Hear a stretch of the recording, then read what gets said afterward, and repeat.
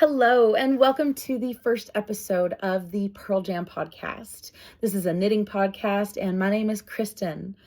I can be found on Instagram as Millie KM Knits. I'm not particularly active on other social media platforms, so if you need or want to reach out to me, Millie KM Knits on Instagram is going to be the place to do that.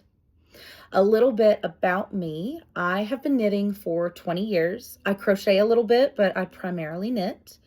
I learned how to knit in the passenger seat of a VW Bug. It was 3 o'clock in the morning in a Walmart parking lot because college is wild. And I have been knitting ever since. If you are a fan of the Knitting McPurley podcast, I shared that story with Devin in a little more detail in her So Here's What Happened segment of her podcast. I don't remember what episode it was, but feel free to check it out. I think it's a pretty funny story. I live in the Pacific Northwest with my husband and my two boys. My two boys are getting ready to turn both 6 and 1 here within 8 days of each other. So our summers get a little crazy. So this was the perfect time to decide to want to start a podcast. I've always wanted to have a knitting podcast of my own. I just never really felt super comfortable talking to myself, essentially. It feels very awkward, but here I am. I'm going to make a go of it. If I don't like it, I don't have to post it. And if I don't like it after I post it, I don't have to keep going. So we're just going to roll with it and see what happens. If I do continue to podcast, my goal would be to podcast every 2 weeks, maybe once a month as I get used to it. If I don't have anything to show or really noteworthy to talk about, though, I probably just wait until I do. I don't want to jump on and just yammer on to fill a void. I plan on following kind of the established knitting podcast cadence that seems to have been set, where if I'm wearing any knitting or any crochet, I'll talk about that. And then I'll move on to finished objects, works in progress, any yarn acquisitions or stash enhancements, be that yarn or project bags or anything like that, new knitting needles. And then maybe talk about some podcasts that I like, books I'm reading, something along those lines. We will see how it evolves, if it evolves. Now for my first podcast, I was super prepared and didn't have a finished object to show off. So we're off to a fantastic start. I'm also not wearing any knitting. It is nowhere near as hot as it is in other parts of the world up here, but it is a toasty one today, so knitwear was not an appropriate choice. But I do, despite not having an actual finished object, I have a half-finished object, so I'm going to count it. And it is a sock. This is just a plain vanilla sock. I knit it cuff down with a heel flap and gusset with Plank and Stella yarn. This is from her Bob's Burgers collection. This is Tina Belcher, Sexy Little Mermaid. I am a huge Bob's Burgers fan. I've loved Bob's Burgers since day one. I continue to watch it still. It's one of my favorite shows. It's just a really good, feel-good cartoon if you're into that. I can't recommend it enough. But every so often, Plank and Stella will come out with an amazing Bob's Burgers themed colorway. And I very often find myself jumping on her website and grabbing a few skeins. I very seldomly only buy one because I don't believe in lonely yarn and everybody should have a travel companion. So, like I said, this is Tina Belcher, very sexy little mermaid, or sexy little mermaid rather. And it is a fantastic sock yarn. It's soft but sturdy. It's just a fantastic sock yarn. I cannot say enough good things about it. That is the only thing I have that is even close to resembling a finished object. So I will jump into my works in progress now. I have already started on the second sock so that I don't get caught falling into the trap of second sock syndrome. I knit all of my socks cuff down. Despite knitting for 20 years, there's still several things I haven't learned, and toe-up is one of them. Toe-up socks is one of them. I did attempt to learn how to knit toe up socks 2 at a time at the most recent Knitting McPurley retreat. And if you were there and if you were seated anywhere in the vicinity of me, you probably understand that that is a very bad idea. It is not a technique for me. We didn't get along. We fought a lot. So I will just continue to knit cuff down. It has been working for me for as long as I've been knitting socks. And if it ain't broke, I'm not going to try and fix it. I don't need to knit efficiently. It is a slow craft. I don't need to try and make it any faster. I enjoy the process. This is a project that I keep in my car with me, and I will knit on it at any point in time that I find myself waiting or sitting still. So I will knit on it in a doctor's appointment, waiting in line. I knit at the movies. So, this is my emergency car knitting. I live a couple hours outside of Seattle, and whenever I have to go into the city, I'm always stuck in traffic. And while I don't necessarily ever recommend knitting in traffic, if you are legitimately parked for a 30-minute stretch, I'm not going to sit here or confirm or deny anything, but I always keep knitting in my car. All right, my next work in progress is a triangle shawl. This is my favorite shaped shawl. I love a good triangle shawl. I like how much yarn they take. I like how long they take to knit. And I love the shape and I love the bulk. So this is a single ply yarn. It is from Deep Stash. I bought this pre-2020. I don't have the tag anymore, and I can't even tell you what shop I got it from. So I'm very sorry about the lack of detail on this, but here you have it. I love the mix of the pinks and blues and kind of the silvery whites. And I am doing my increases with a knit front back versus a yarn over. I like them both pretty much equally, but knit front back just felt right for this project. Oh, I forgot to show this off. I am knitting my sock from this lovely bag from Cedar Hill Farm Company. She does not make yarn or bags anymore, but it's still worthy of showing off because it is a beautiful bag. I absolutely love it. It's sunshiny and I just think it's very beautiful. The project bag that I am using for my triangular shawl is made by Pink Owl Stitches. Is that correct?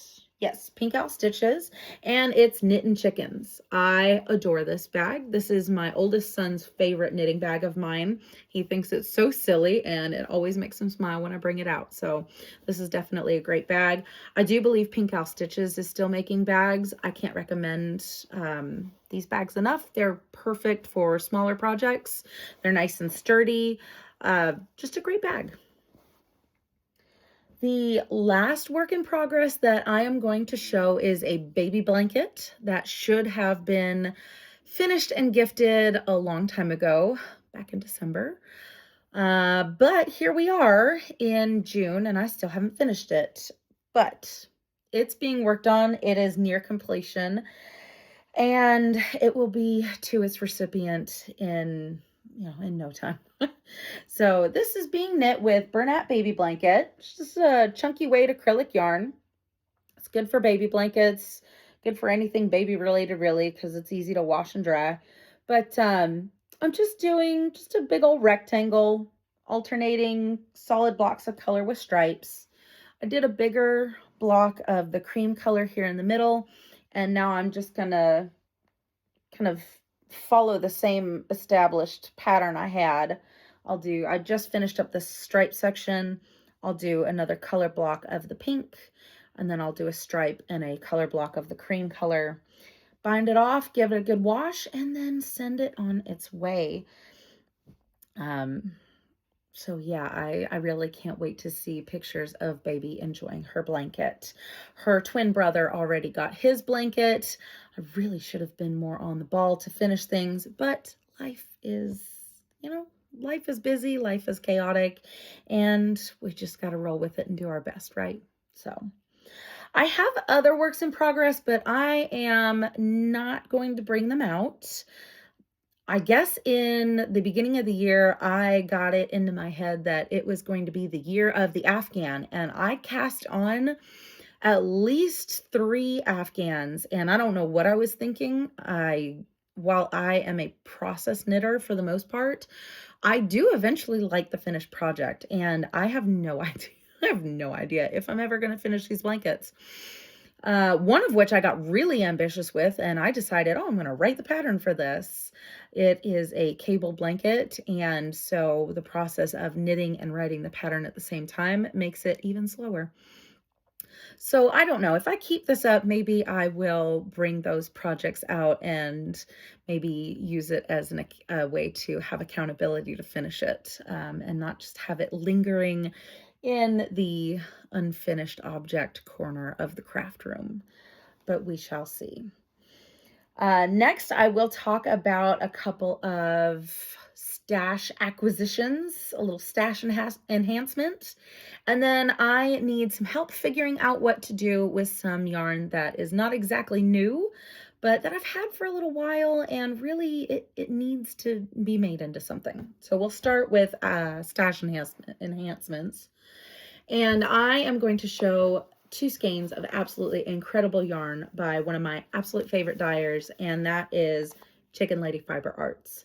She is an incredible dyer. She is an incredible business owner, and she is an even better friend than all of that. So hi, Lynn. Thank you for this amazing yarn. I love it. This is You Can Lead a Herring to Water. And this is a colorway inspired by Rose Nyland of the Golden Girls. This is on her DK Sparkle base. I hope you can see the sparkles. They're absolutely amazing. I have no idea what I'm going to knit with these 2 beautiful skeins. When I buy yarn, I tend not to have a plan for it. I look at it and I go, oh my gosh, it's beautiful. It's like its own little piece of artwork. I have to have it. And eventually it tells me what it wants to be. Sometimes it takes a while, but for this, I'm hoping not. I am hoping to get something cast on with this soon so that I can join the Summer on the Lanai make along. So if you have any ideas for a good DK sparkle, I was thinking maybe to do like a hat and a cowl, but I'm not 100% certain. Still thinking.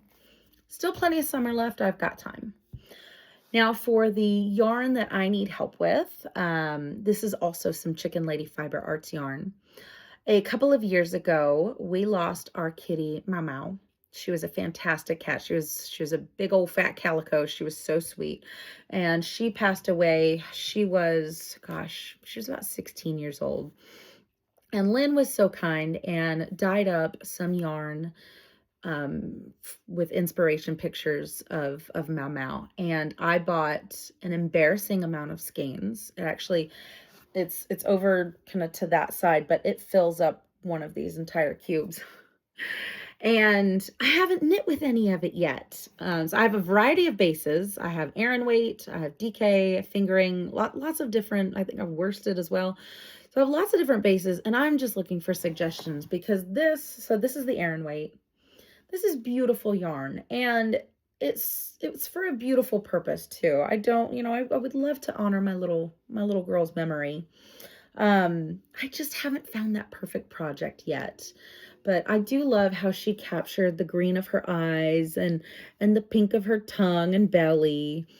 Just every time I look at this, I'll be sitting in my chair and I'll just glance over it, and I will feel both a sense of peace because it's one of the sweetest things that somebody's ever done for me, and regret because I have yet to do anything with it. And I am approaching a similar, well, actually not similar, the same kind of conundrum with this yarn. This is yarn that was dyed after inspiration pictures from our kitty Mauser. Mauser died last year. He was also about 15 or 16. He was such a good kitty. He also had the most striking green eyes. And This is on fingering because he had a very sparkly personality. He was just a spunky little cat. He was a cool dude. And I'm having the same trouble with this one. Like, no project really seems good enough for it, but I don't want it to just continue to sit. So if y'all have any recommendations, it doesn't really matter the weight because I've got multiple weights of yarn for each of the colorways. I would love to see what you come up with. I'm thinking maybe something that's not super textured because the yarn is, it's so multicolored and pretty. I would love to have it just kind of get a chance to sing on a more plain pattern, but I'm also not in the position to turn down suggestions because clearly I've done so much with it. And with that, that is all I have for you. I am really excited that I finally sat down to do this. Who knows if I'll do it again? I'm not quite sure, but we shall see. Thank you so much for tuning in. And if you liked it, please like and subscribe and join me on my podcasting journey. And until then, I hope you have so much fun with your knitting, and I will see you later. Bye.